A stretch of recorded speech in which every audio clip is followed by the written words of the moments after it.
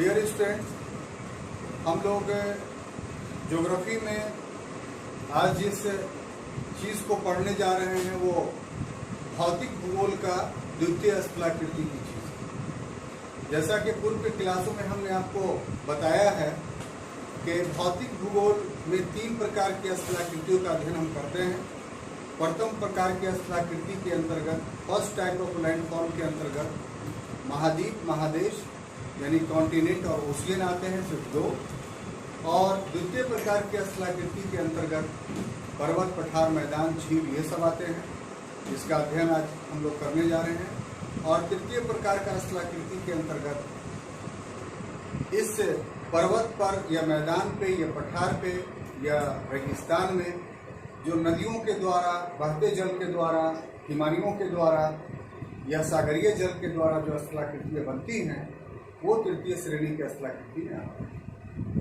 तो द्वितीय प्रकार की स्थलाकृति में जो पहला चीज़ हम लोग पढ़ने जा रहे हैं वो है पर्वत, माउंटेन। पढ़ाने से पहले एक बात का रिक्वेस्ट करना चाहते हैं कि ये श्रेणी एक सिस्टम के तहत ज्योग्राफी पढ़ाया जा रहा है, जिसमें शुरू से लेकर अंत तक सारी बातें बताई जा रही हैं।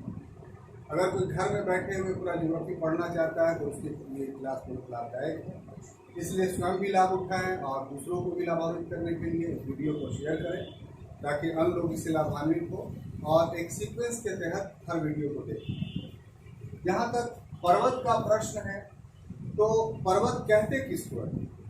एक सामान्य सा परिभाषा या अर्थ इसको अगर लिया जाए तो इस भूपटल पर कुछ आकृतियाँ ऐसी हैं कि जिन आकृतियों में कुछ निश्चितता है कि वो निश्चितता अगर उस आकृति में पाई जा रही हो तो आप उसको पर्वत कहते हैं। अब वो निश्चितता क्या है? उसमें पहला शर्त है कि उसका बेस यानी जो आधार है वो बड़ा होना चाहिए, चौड़ा होना चाहिए। और दूसरा बेस क्या है? दूसरा क्या है कि वो अधिक ऊंचा होना चाहिए। और तीसरा है कि दीर्घ ढाल होना चाहिए। अब ये ढाल कितना? तो ढाल का है कि 26 डिग्री से लेकर के 35 डिग्री, इस बीच में ढाल होगा तभी पर्वत करेंगे। अगर 26 डिग्री से कम होगा तो क्या होगा? वो वहां के बाद एकदम खड़ा ढाल होता हुआ चला जाए। तो खड़ा ढाल वाले को पर्वत हम नहीं करेंगे, फिर दूसरी स्थलाकृति कहलाएगी। और 35 के बाद अगर चल जाएगा तो फिर वो पठार की श्रेणी में चल जाएगा, फिर वो पर्वत नहीं। इसलिए ढाल जो होगा वो 26 से लेकर के 35। और ऊंचाई की जहां तक बात है तो ऊंचाई 600 मीटर या 2000 फीट से अधिक होना चाहिए। अगर ये 2 शर्तें पूरी होती भी हैं, विस्तृत आधार है और फिर ढाल है, ये दोनों शर्त अगर पूरा कर भी रहा है और अगर 600 मीटर से वो कम ऊंचा है तो उसको पर्वत नहीं बोलेंगे, उसको पहाड़ी कहेंगे।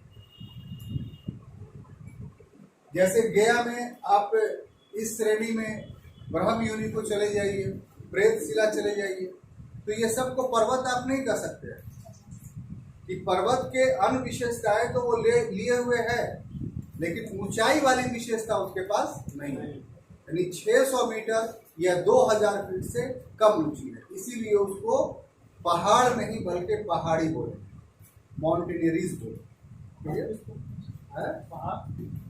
क्या पहाड़ किसको बोलेंगे?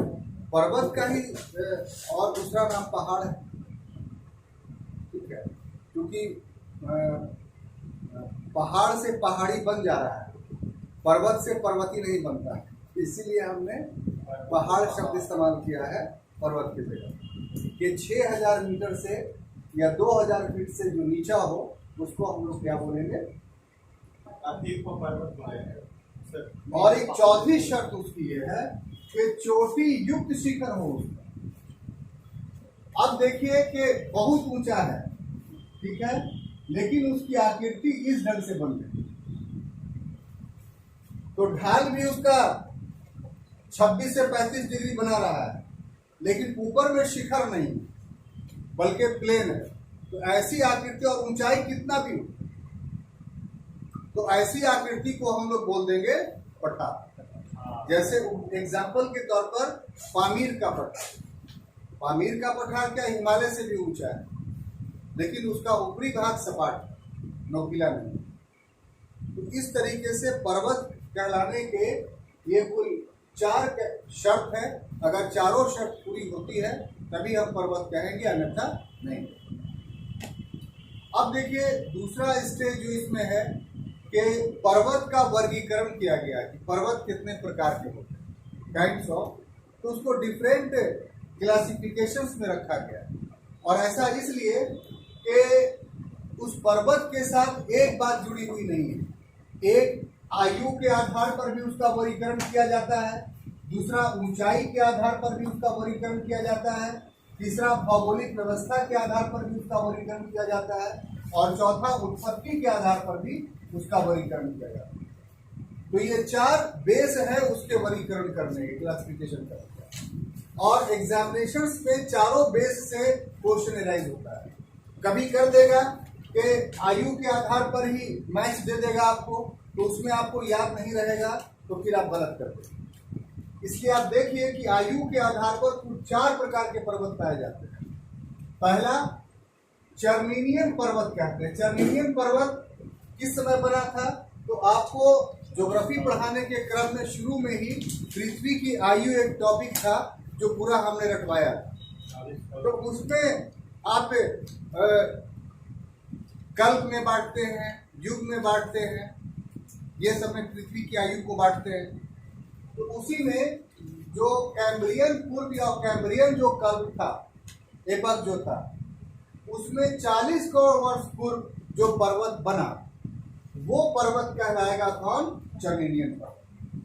यानी 40 करोड़ वर्ष पूर्व का जो पर्वत बना हुआ है इस धरती पर, तो वो पर्वत चर्निनियन पर्वत कहलाएगा। और इसमें एग्जाम्पल कौन है? तो धारवाड़ है जो भारत में है, छोटानागपुर का पठार भी बोलते हैं, उसका पर्वत भी है, रांची का पर्वत। अरावली है जो सबसे पुरानी पर्वत श्रेणी है पूरे विश्व की।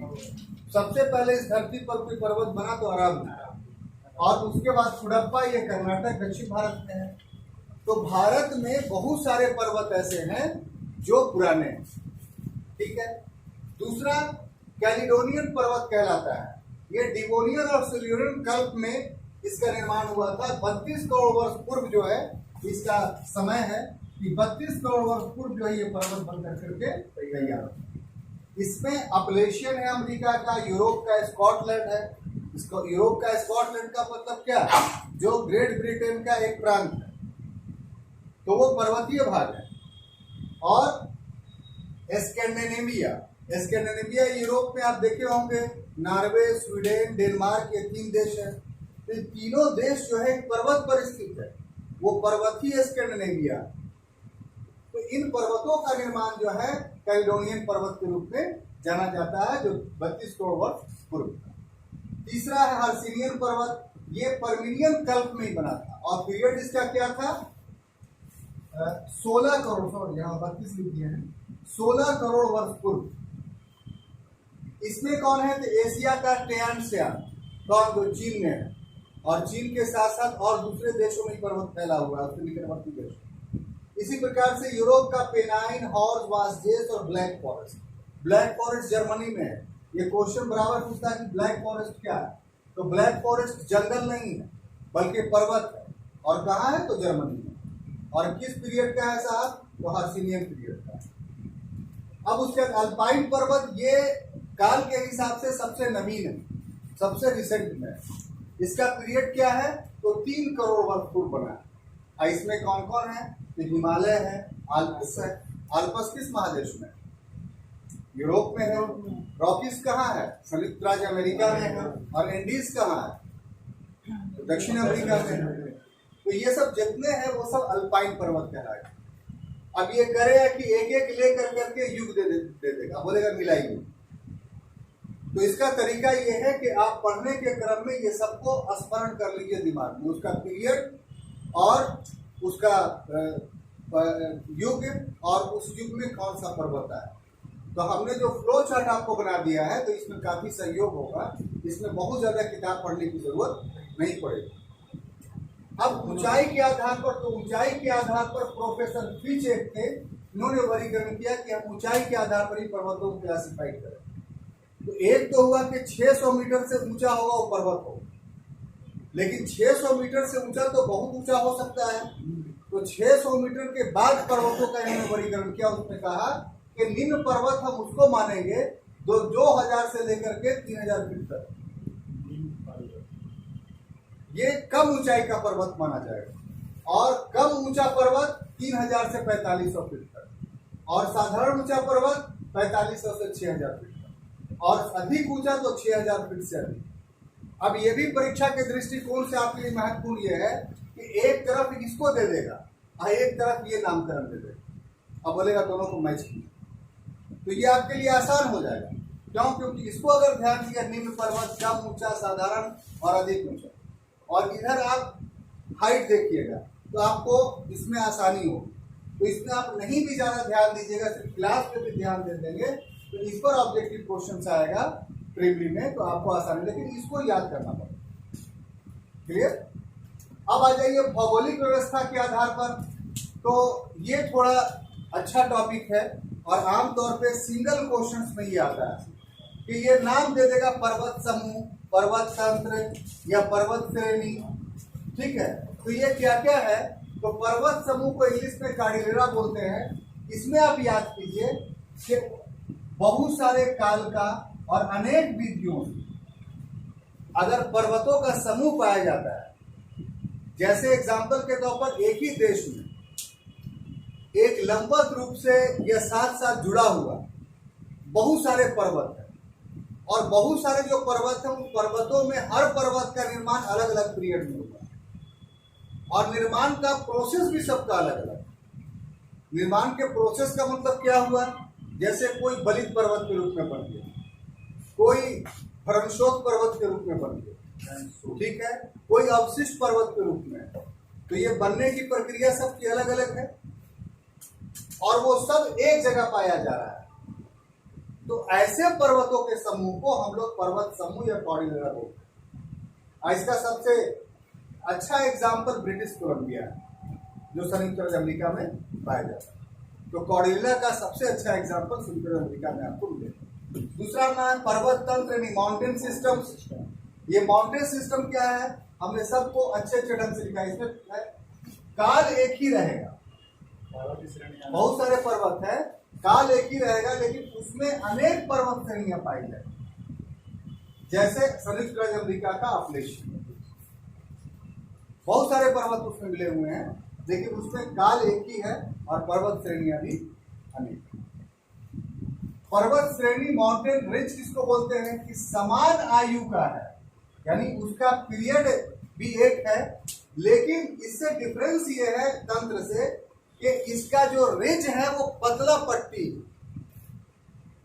जैसे एग्जांपल तो हिमालय का, हिमालय पर्वत हम लोग बोलते हैं, लेकिन उसके साथ सब लगाते हैं श्रेणी। क्यों लगाते हैं? कि एक्चुअली में पतली पतली 4 पट्टियां हैं हिमालय, एक ट्रांस हिमालय, एक बृहद हिमालय, एक शिवालिक मध्य हिमालय जिसको हिमाचल हिमालय बोलते हैं, और सबसे लास्ट में शिवालिक हिमालय। तो इन सब का डिस्टेंस जो पर्वतों का है वो बहुत लंबा नहीं, सब पतला पतला है। चौड़ाई लीजिए तो चौड़ाई इनका कहीं पर 400 किलोमीटर है, लेकिन लंबाई क्या है? तो 2500 किलोमीटर। बात समझ में आ रही है? तो इस ढंग से लंबाई की तुलना में कहा 2500 किलोमीटर, चौड़ाई तो बहुत कम है, और चौड़ाई में 4 श्रेणियां हैं, यानी हर श्रेणी अगर 400 किलोमीटर माने तो। अब एक बृहद अध्ययन हो गया कि उत्पत्ति के आधार पर, तो उत्पत्ति के आधार पर पर्वत जो है बलित पर्वत, फोल्डेड माउंटेन है। उसके बाद भ्रमशोक पर्वत है, ब्लॉक माउंटेन है। उसके बाद अवशिष्ट पर्वत है। तो ये सब अध्ययन का बड़ा विषय है। असल पर्वत जो हम लोग पढ़ते हैं वो इसी उत्पत्ति के आधार पर पढ़ते हैं। तो इसको कल के क्लास में जो है वो अलग से हम लोग उत्पत्ति के आधार पर पर्वतों का वर्गीकरण पढ़ेंगे। Thank you.